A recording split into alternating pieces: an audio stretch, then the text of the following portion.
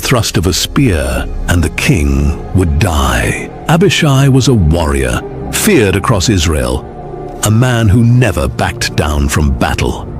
Now he stood over King Saul as the king slept helplessly. The war could end with a single strike, but one man had other plans.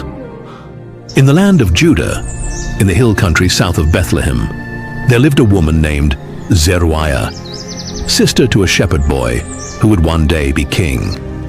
Zeruiah had 3 sons. The eldest was Joab. The youngest was Asahel, swift as a deer upon the mountains. The middle son was Abishai. Abishai grew up in the years when Israel had no king but Saul, and when his uncle David was still a shepherd among the flocks of Jesse. When David rose to fight the Philistine Goliath, and when the people sang his name in the streets, Abishai watched his uncle's fame grow. When Saul's jealousy turned to rage, and David fled into the wilderness to escape the king's spear, Abishai did not stay behind. He went out into the caves and the dry valleys of En-Gedi and Ziph, and there he joined David's men. David's company grew in the wilderness, men in distress, men in debt, men with nothing left to lose, came to him in the caves, and David became their captain. Abishai was among the chief of these mighty men, alongside his brother Joab. They moved often, from the cave of Adullam to the strongholds of the wilderness, from Keilah to the wilderness of Maon, staying always ahead of Saul's searching men, sleeping among the rocks, drinking from hidden springs, learning the hidden paths of the hill country. They were terrified that Saul might find David.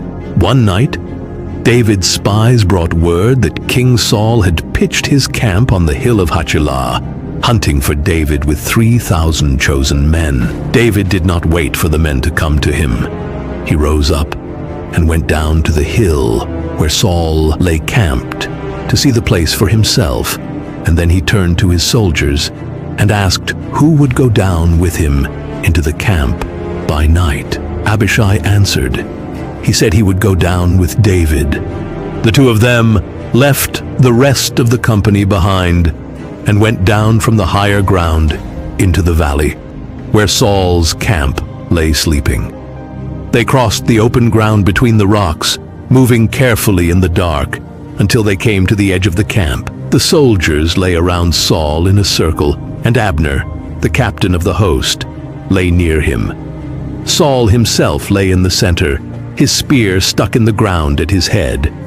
The Lord had cast a deep sleep over the entire camp, and not a man stirred as David and Abishai stepped between the sleeping bodies, passing close by the watchman who did not wake, passing close by Abner, who did not wake.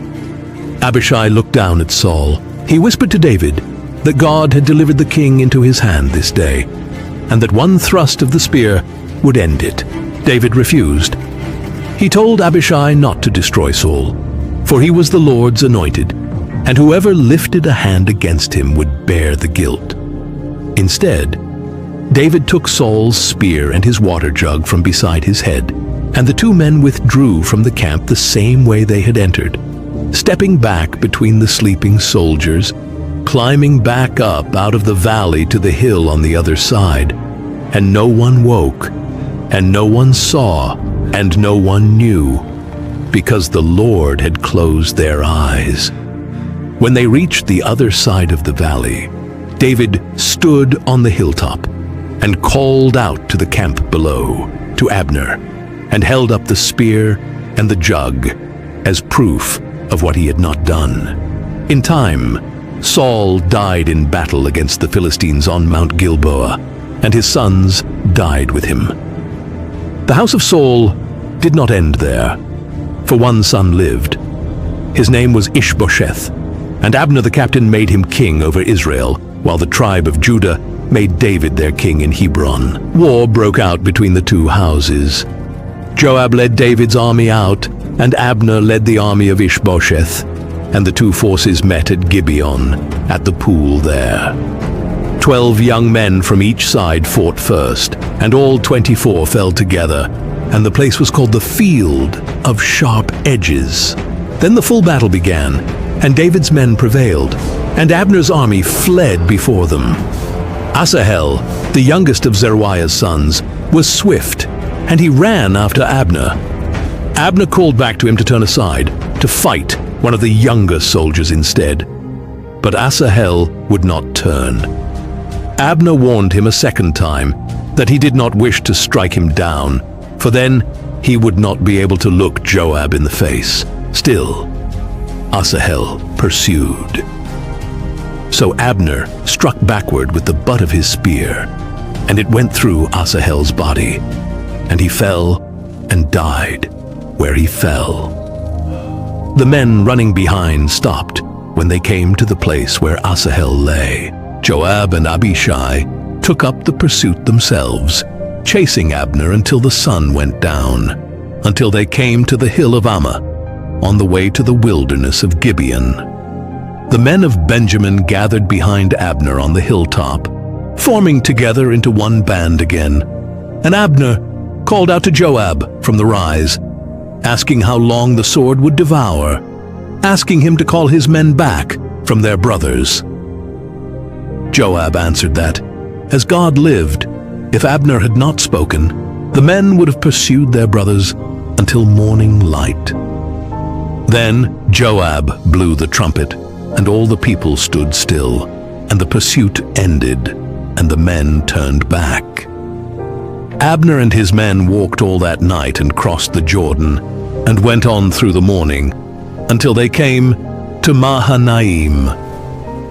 Joab turned back from following Abner, gathered all his people and counted them, and found 19 of David's servants missing, besides Asahel. They carried Asahel's body to Bethlehem, and buried him in his father's tomb. And Joab and Abishai walked through the night back to Hebron, arriving as the sun came up. But what they did not know yet was that this was not the end of it. A debt had been opened in Joab's heart that night on the hill, and though years would pass and peace would come between the houses, that debt had not been closed. It would be paid in full in a city named Hebron, at a gate, by a hand no one suspected. For a time afterward, the houses of Saul and David remained at war, until Abner himself came to David in Hebron to make peace and bring all of Israel under him. David made a feast for Abner and the men who came with him, and sent them away in peace. But Joab returned to the city after Abner had gone, and learned that he had come and left unharmed. Joab sent messengers after Abner, and brought him back to Hebron, and there at the gate of the city, as though to speak with him quietly, Joab struck him down, in revenge for the blood of Asahel their brother. David mourned Abner's death, and declared before all the people that he had no part in it, that the guilt belonged to Joab and his house. And he commanded the people to tear their clothes, and put on sackcloth, and mourn before Abner's body. And the king himself walked behind the bier to the grave, and wept at the tomb, and would not eat bread that day, though the people urged him. Abishai stood in the same house as his brother in this matter, for the blood of Asahel was the blood of both of them, though it was Joab's hand that struck the blow. The kingdom came together under David. Jerusalem was taken from the Jebusites. The ark was brought up. The years passed, and Israel grew strong, and her enemies grew many. Abishai remained close at David's side through all of it, one of the chief among the mighty men of the king. One of the most notable parts of Abishai's life came during the wars with the nations surrounding Israel. The Edomites rose against Israel in the Valley of Salt, far to the south, where the land turns dry and white, near the great Sea of Salt. Abishai led the army of David against them there, and he struck down 18,000 Edomites in that valley. And Edom was subdued and became servants to David, and garrisons were set throughout their land.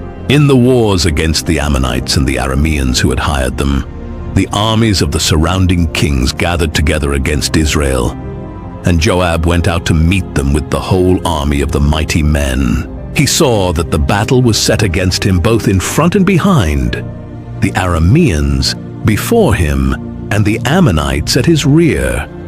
So he divided the army into 2 companies.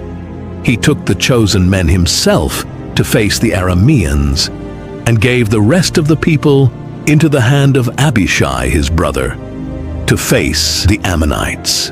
The 2 brothers stood back to back against 2 armies on the same field. Joab told Abishai to be courageous, and that they should be strong for the sake of their people and the cities of their God, and that the Lord would do what seemed good to him. Then Joab and the people with him drew near to battle against the Arameans, and the Arameans fled before him.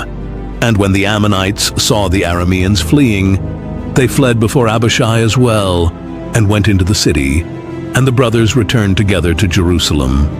Years later, David's own son Absalom rose up against him, and David fled Jerusalem with those loyal to him, going up the slope of the Mount of Olives weeping as he climbed, his head covered, his feet bare, and the people with him weeping as they climbed.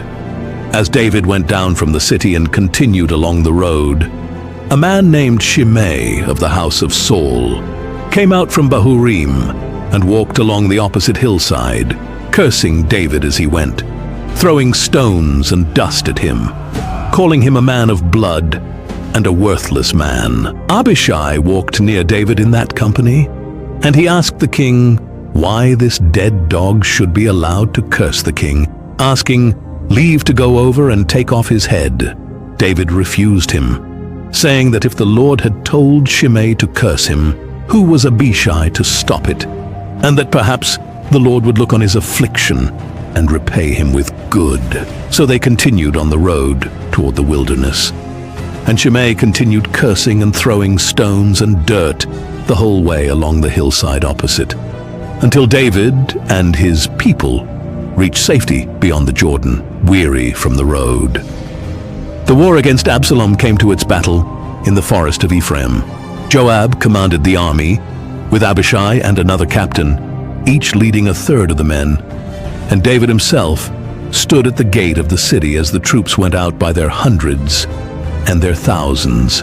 Before the battle, David had given strict command in the hearing of all 3 captains that the young man Absalom should not be harmed. The battle went out into the field against Israel, and the fighting spread through the forest of Ephraim, and 20,000 fell that day in the forest itself devouring more people than the sword. Absalom himself, fleeing on a mule, was caught by his hair in the thick branches of a great oak, and there he hung between heaven and earth while his mule ran out from under him. Joab found him there and killed him against the king's command, and the war ended, and the army returned, and David mourned for his son. After Absalom's death, when David returned across the Jordan toward Jerusalem, Shimei came again, this time hurrying down with the men of Judah to meet the king, falling at David's feet at the crossing, begging forgiveness. Abishai answered, as he had before, that Shimei ought to die for cursing the Lord's anointed. David rebuked the answer and spared Shimei's life that day, swearing he would not die.